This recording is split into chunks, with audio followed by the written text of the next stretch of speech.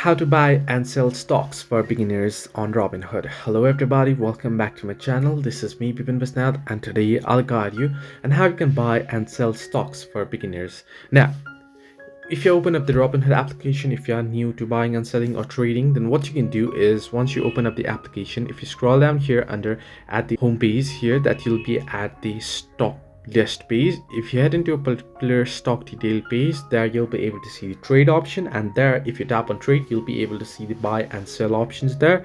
You can simply tap on buy, and if you wish to buy, you can buy it, or if you wish to sell it, you can sell it as well from that particular option.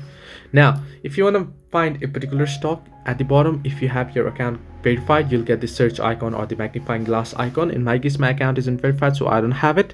So you can tap on it and you can search for a particular stock, and then you can head into its stock or ETF detail page.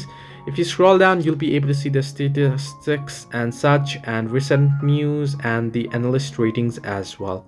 So you can go ahead and buy and sell from here. That you'll find the trade options.